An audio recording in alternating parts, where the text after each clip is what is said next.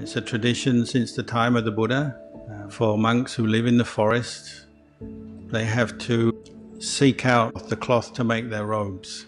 Because forest monks, we live very simply. All we need really is a bowl and cloth to be a monk in terms of requisites. Not very much at all, but even cloth, especially in some places where the population are quite poor, it's not always easy to come by.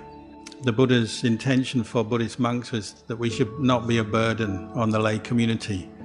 We should try to get by with the minimum. So we have an allowance to use cast-off cloth. And so traditionally monks would go wandering and find discarded cloth in rubbish piles by the side of the road, anywhere where cloth has been chucked out that no one wants. We're allowed to pick it up, take it back to the monastery, clean it, dye it, and sew it together into our robes. And you'll see our robes have these kind of patched patterns, stripes, because originally they might have been made up of many individual small pieces of cloth.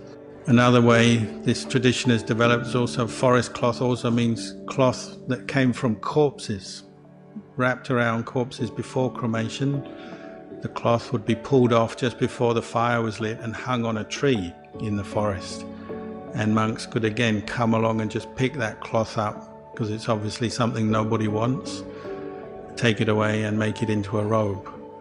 So that's how this tradition has been handed down to us. It's a way of supporting monks with cloth offerings. If you've ever had the chance, like I have as a monk, to wear corpse cloth, it's not a pleasant thing, because every day it reminds you of your own impermanence. None of us live forever. We have to live in this world for a period of time, then we all must depart from this world. And that's why monks do this practice. It's a meditation. You wear a corpse cloth.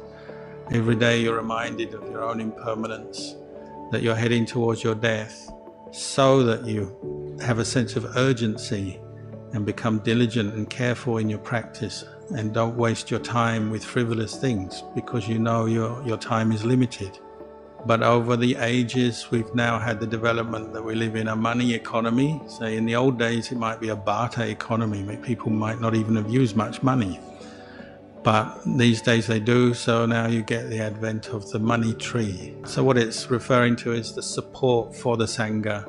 So in a modern monastery, there may be still bills to pay and so on. So you have a committee and people will offer funds for the bills and the various expenses of the monastery.